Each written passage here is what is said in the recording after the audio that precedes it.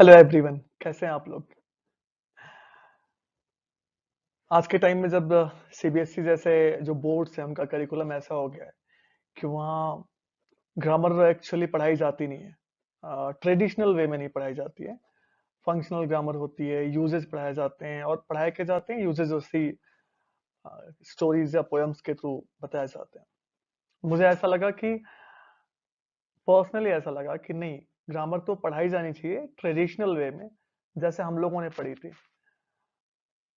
Translations करना या सही यूजेस ग्रामर का बहुत ज़रूरी है। स्पेशली जब आप कॉम्पिटिटिव एग्जामिनेशंस में जाते हैं तो वहाँ ग्रामर बहुत ज़्यादा ज़रूरी होती है। दूसरी बात, इंग्लिश बहुत लोग आजकल बोलते हैं, पर सही इंग्लिश बोलना उसके लिए ज़रूरी है कि आपकी ग्रामर अच्छी हो। तभी आप समझ पाएंगे कि कहाँ हमको कौन सा हेल्पिंग वर्ब यूज करना है और हम सही बोल रहे हैं या गलत। तो मैं कोशिश करूंगा, मेरी ये जो सीरीज है अभी मैं शुरू करूंगा प्रेजेंट इंडेफिनिट टेंस से। टेंसेस क्या होते हैं और क्या नहीं होते हैं इसमें मैं अभी नहीं जा रहा हूँ। इसके लिए मैं अलग से एक वीडियो बना दूंगा उनके लिए जो बिल्कुल बिगिनर्स हैं। मैं उम्मीद कर रहा हूँ कि आपको थोड़ी बहुत अंग्रेजी आती है, आपको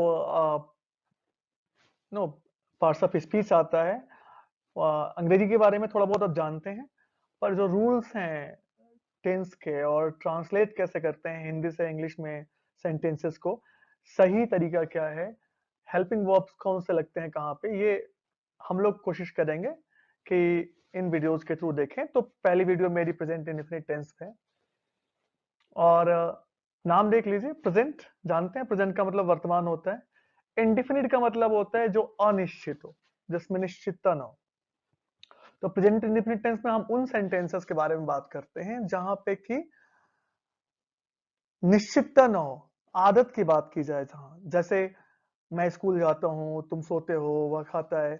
इसमें आदत जैसी लगती है कि वो स्कूल जाना उसकी रेगुलर है ना, रूटीन है, उसका आदत है, उसका रूटीन की बात करेंगे हम लोग।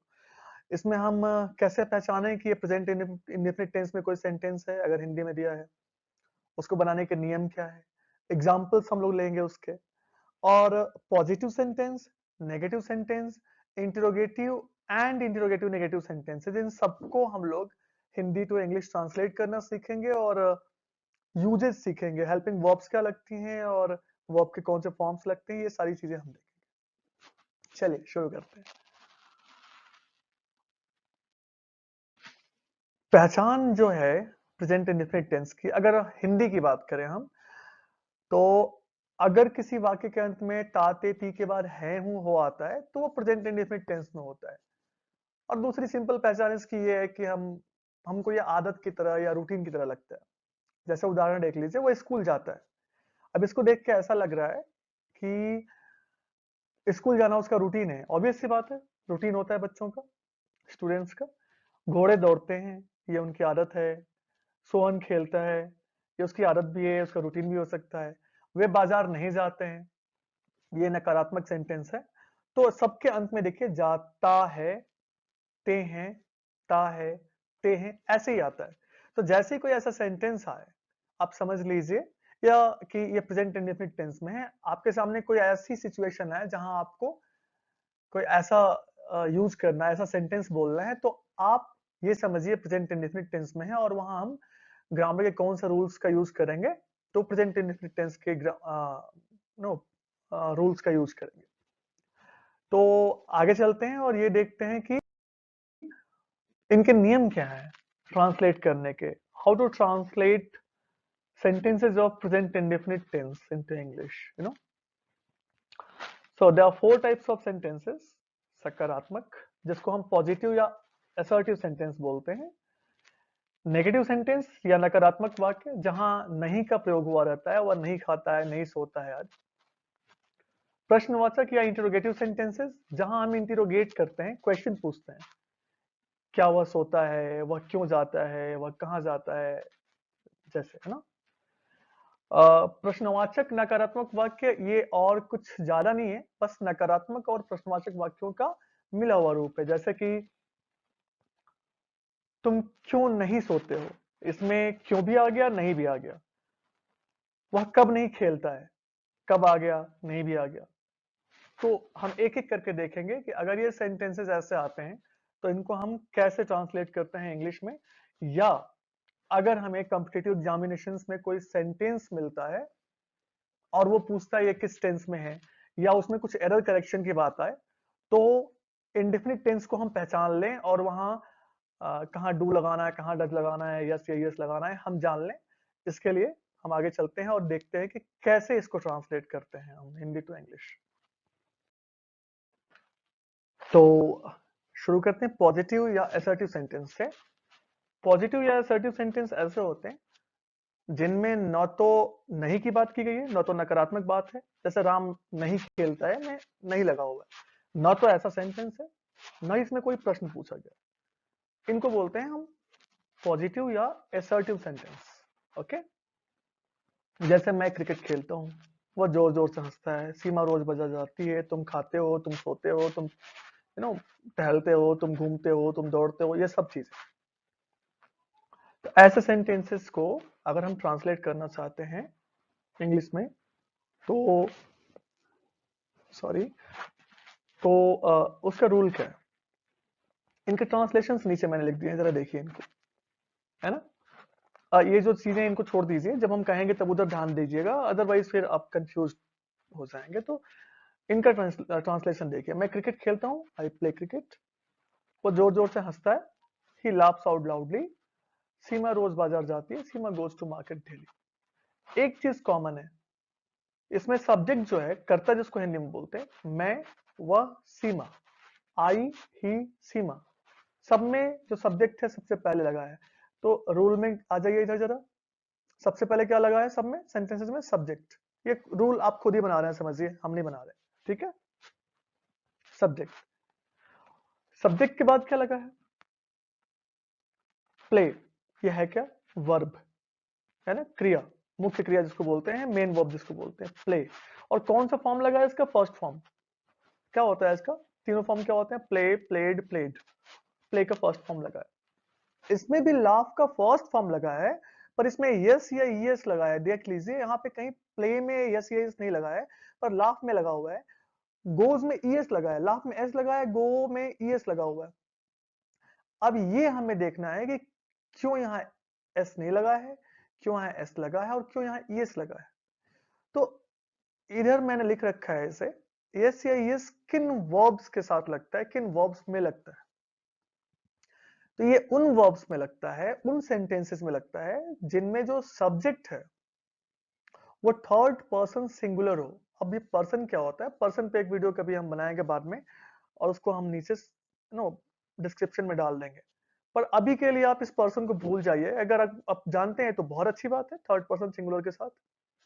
नहीं पता तो आप इतना याद रखिए कि आई, वी, यू, दे, और जितने प्लूरल सब्जेक्ट्स होते हैं, प्लूरल सब्जेक्ट मतलब किसी चीज का प्लूरल, जैसे बॉयज, जैसे बफलोज, एलिफेंट्स, काउज, चिल्ड्रेन, माइस, जितने प्लूरल सब्जेक्ट हैं, इंक्लूडिंग आई, वी, यू, दे, इनको इंक्लूड करते हुए, प्लूरल सब्जेक्ट्स को इंक्लूड करते हुए जितने सब्जेक्ट्स आ रहे हैं, उनके साथ यस या ईएस वर्ब में नहीं लगाते, केवल फर्स्ट फॉर्म लगा के छोड़ देते। आई है, यहां एस या ईएस नहीं लगा है। वी रहता अगर यहां तो भी नहीं लगता, यू रहता तो भी नहीं लगता, दे रहता तो भी नहीं लगता, कोई प्लूरल सब्जेक्ट रहता तो भी नहीं लगता। पर इनके अलावा कोई भी सब्जेक्ट रहेगा वहां यस या ईएस लगेगा। देखिए, यहाँ ही है, यहाँ एस लगा है, यहाँ सीमा है, यहाँ ईएस लगा है। फिर आप पूछेंगे सर यहाँ एस क्यों लगा है, यहाँ ईएस क्यों लगा? इसका यहाँ आपको एक्सप्लेनेशन मिल जाएगा। एस कहाँ लगाते हैं और ईएस कहाँ लगाते हैं?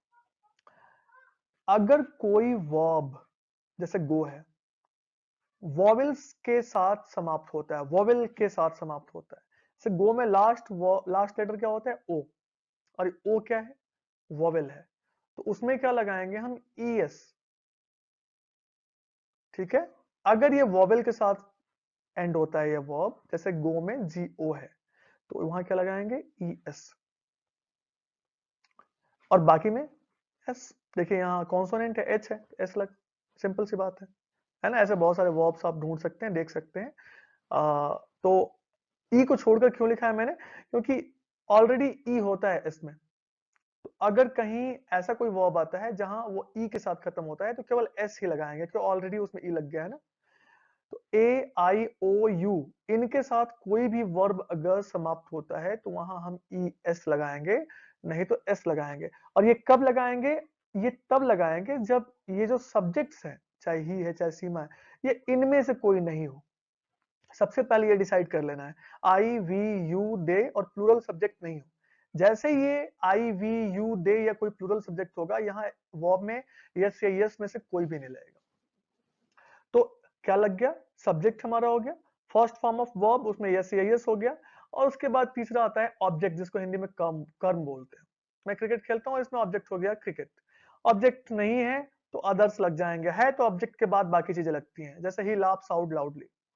पर सब्जेक्ट और हेल्प, सब्जेक्ट और मेन वर्ब ये जरूर लगेंगे, सब्जेक्ट लगेगा उसके बाद मेन वर्ब लगेगा, सब्जेक्ट मेन वर्ब, फिर उसके बाद ऑब्जेक्ट, फिर उसके बाद कुछ और, ये ध्यान रखिएगा। ठीक है, मुझे उम्मीद है आपको समझ में आ गया होगा। कहीं इसमें अगर कुछ डाउट रह गया है तो please ask me in the comment box and I will try to explain it to you. अब आते हैं नेगेटिव सेंटेंस पे, नकारात्मक वाक्य जो हमारा है। नेगेटिव सेंटेंस में नहीं लगा होता है, वह नहीं खेलता है, मैं नहीं सोता हूँ, मैं क्रिकेट नहीं खेलता हूँ, वह जोर जोर से नहीं हंसता है, सीमा रोज बाजार नहीं जाती। ऐसे सेंटेंसेस में नहीं लगा होता है और इसीलिए इनको नेगेटिव या नकारात्मक वाक्य बोलते हैं। एक चीज मैं आपको बता देता हूँ, एक वीडियो आपको डिस्क्रिप्शन बॉक्स में मिल जाए, डिस्क्रिप्शन में मिल जाएगी, जहां पे कि मैंने ये डिस्क्राइब किया है कि किसी भी सेंटेंस का, चाहे वो किसी भी टेंस में हो, चाहे मॉडल वर्ब वाला हो, उसके नेगेटिव कैसे बनाते हैं। पर मैं इसको जल्दी से यहाँ बता देता हूँ। आपको नेगेटिव बनाने के लिए हेल्पिंग वर्ब के जस्ट बाद नॉट लगा देना होता है, बस इतना ही होता है। हेल्पिंग वर्ब, सहायक क्रिया के जस्ट बाद नॉट। अब इसमें सहायक क्रिया तो दिख नहीं रही थी पॉजिटिव वाले में, आई प्ले क्रिकेट था। इसमें हेल्पिंग वर्ब छुपी होती है, वो हेल्पिंग वर्ब क्या होती है, या तो डू या डज।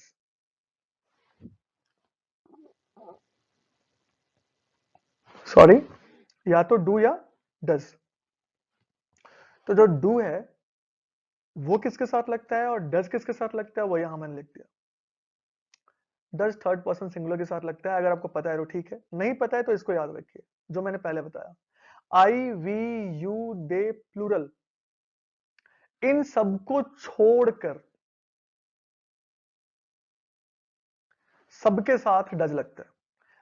मतलब अगर ये सब्जेक्ट्स हैं तो इनके साथ केवल डू लगेगा, आई वी यू दे प्लूरल, और इनके अलावा जो है उनके साथ डज लगेगा। आई के साथ डू लगा, ही के साथ डज, सीमा के साथ डज, सिंपल सी बात है।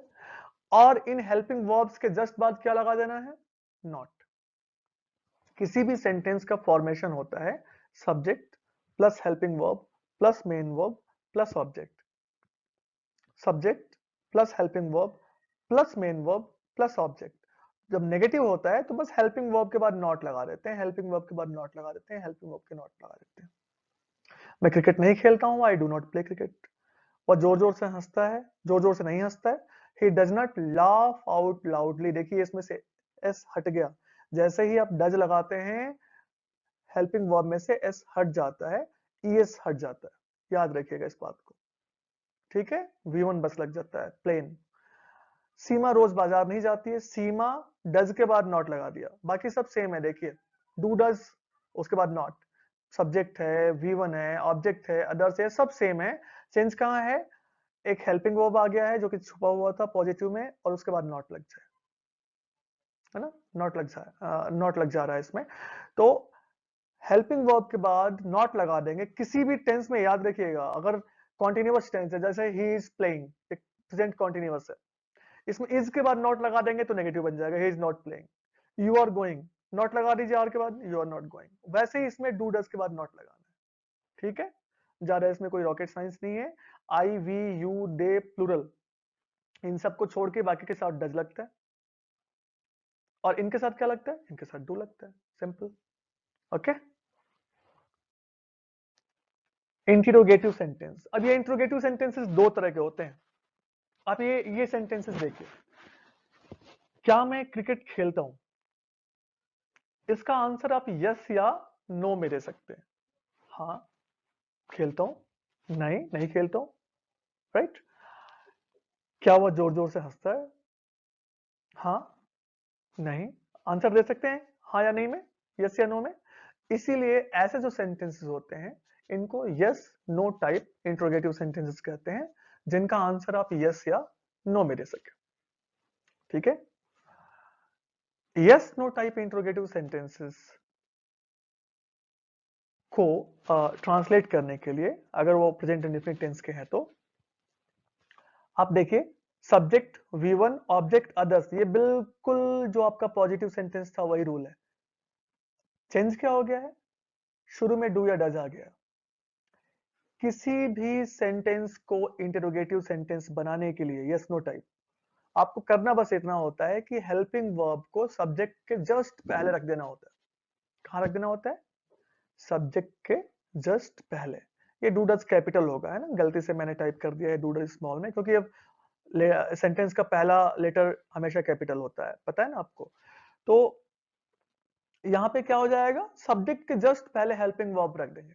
अब देखिए हमारा सेंटेंस क्या था, मैं क्रिकेट खेलता हूं पॉजिटिव, उसका ट्रांसलेशन क्या था, आई प्ले क्रिकेट। इसके जस्ट पहले डू लगा दिया। ये किसी भी टेंस की बात कर रहा हूं, जैसे कॉन्टिन्यूअस टेंस में राम इज प्लेइंग, इज को पहले लगा दीजिए, इंट्रोगेटिव बन गया yes no type, is Ram playing. तो मैं क्रिकेट खेलता हूं का आई प्ले क्रिकेट, क्या मैं क्रिकेट खेलता हूं, डू लगा दिया। डू डज कहां लगता है ये मैंने बता रखा है ऑलरेडी। क्या वो जोर जोर से हंसता है, अच्छा वो जोर जोर से हंसता है, इसका ही लाफ्स आउट लाउडली। अब एस हट गया क्योंकि इसके साथ डज लग गया है ना। तो डज को सबसे पहले लगा दिया, क्वेश्चन मार्क लास्ट में लगाना जरूरी है, ये बात ध्यान रखिएगा, अदरवाइज आपका सेंटेंस गलत हो जाएगा। क्या सीमा रोज बाजार जाती है, डज लगा दिया स्टार्ट में, डू डज कहां लगा है मैंने बता रखा है ना। तो आप इसको ध्यान से देखिए और समझिए, इसको पॉज करके आप देख सकते हैं। मैं आगे चल रहा हूं कि वीडियो ज्यादा लंबी ना हो, आपको समझ में भी आ जाए। नहीं समझ में आएगा इसको दोबारा देख लीजिएगा, और फिर भी नहीं समझ आए, कुछ आपको डाउट हो तो no you can comment in the comment box any time. Does Seema go to market daily, okay, question mark. जो दूसरा आता है इंटरोगेटिव सेंटेंस, वो होता है डब्ल्यू एस टाइप। इसको डब्ल्यू एस टाइप क्यों कहते हैं, क्योंकि इसमें शुरू में when, how, where, you know, what, ये सब चीजें लगी होती हैं, इसलिए इसको डब्ल्यू एस टाइप बोलते हैं। डब्ल्यू एस टाइप सेंटेंसेस जो होते हैं इंटरोगेटिव सेंटेंसेस, इनकी विशेषता ये होती है कि इनका आंसर आप यस या नो में नहीं दे सकते हैं। You will have to elaborate, you will have to explain, you have to answer. Like मैं क्रिकेट क्यों खेलता हूं, आप इसको यस या नो में नहीं बता सकते। यस नो तो फिर सेंस ही नहीं आएगा, आपको बताना पड़ेगा मैं क्रिकेट खेलता हूं क्योंकि मुझे अच्छा लगता है, I play cricket because I like it, और I play cricket to keep myself fit, like this. तो आपको कुछ ना कुछ कहना पड़ेगा। तो ऐसे सेंटेंसेस जहां पे कि आप उनका आंसर यस या नो में ना दे सकें, उनको बोलते हैं W H type interrogative sentences. और आप ध्यान से अगर इस रूल को देखेंगे तो आप पाएंगे कि पिछला जो अभी आपने रूल देखा यस नो टाइप सेंटेंसेस का, वो सेम है। देखिए ये हो गया पॉजिटिव का rule, subject plus V1 plus object plus others, V1 का मतलब वर्ब की first form. Yes no type वाले सेंटेंसेस में शुरू में डू डज लगा था, और उसके भी पहले जो भी डब्ल्यू एस वर्ड है, क्यों है वाई लगा दिया, कहां है वेयर लगा दिया, कब है वेन लगा दिया। इनको लगा देंगे तो ये W H type interrogative sentences का ट्रांसलेशन हो जाएगा आपका। बस इतना ही है, देख लीजिए। आई प्ले क्रिकेट, ये सिंपल सेंटेंस है। हमें यस नो टाइप बनाना होता तो इसके पहले डू लगा दिया हमने, लेकिन इसमें पूछा है क्यों खेलता हूं, तो जो क्यों है ना, इस क्यों वर्ड को यहां रख देना होता है डू से पहले। क्यों को हम इंग्लिश में बोलते हैं वाई, रख दिया why, W H word.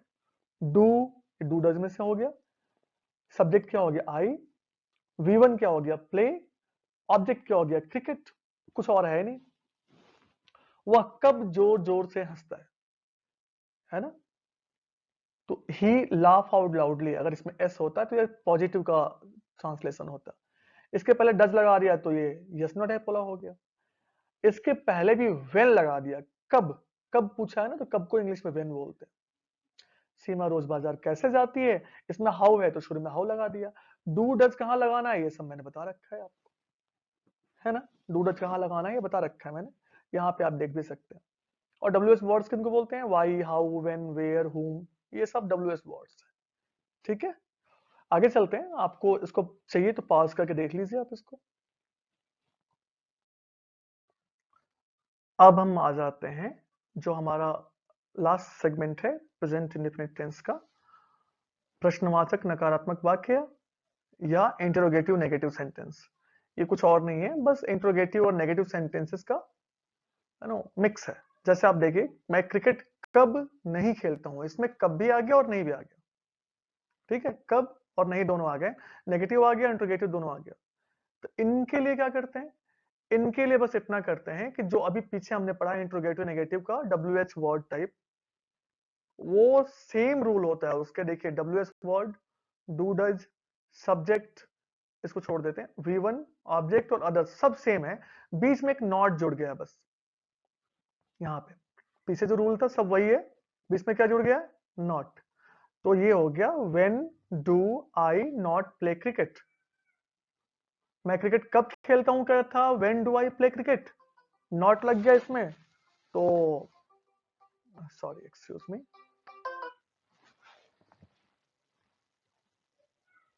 Okay there was a call, sorry. तो इसमें क्या लग गया, है इसमें नॉट लग गया। मैं क्रिकेट कब नहीं खेलता हूं, मैं क्रिकेट कब खेलता हूं कहता, when do I play cricket. और मैं क्रिकेट कब नहीं खेलता हूं, when do I not play cricket. मैं क्रिकेट कब नहीं खेलता हूं। ठीक है, नॉट लग जाएगा कहां, सब्जेक्ट के जस्ट बाद। देखिए यहाँ सब्जेक्ट के जस्ट बाद not. Does he not laugh out loudly. अब ये देखिए, ये जो था ये WH टाइप प्लस नॉट था, और ये yes no type plus not है। तो इसमें यस नो टाइप में बस डज लगा हुआ है, ये WH वर्ड नहीं है यहाँ पे। ये WH वर्ड नहीं है तो यहाँ से इसको हटा देंगे, बस डू डज से शुरू होगा। जैसे हम शुरू कर रहे थे ना कि वह जोर जोर से क्यों हंसता है, सॉरी क्या वह जोर जोर से हंसता है। तो इसका आंसर हम दे सकते थे यस या नो में, हाँ, नहीं, यस, नो। तो उसका ट्रांसलेशन हम कर रहे थे, does he laugh out loudly, क्या वह जोर जोर से हंसता है। अब इसमें हमने नॉट लगा दिया ही के बाद, तो ये इंट्रोगेटिव नेगेटिव हो गया। कौन सा वाला, कौन सा वाला, बिल्कुल यस नो टाइप वाला।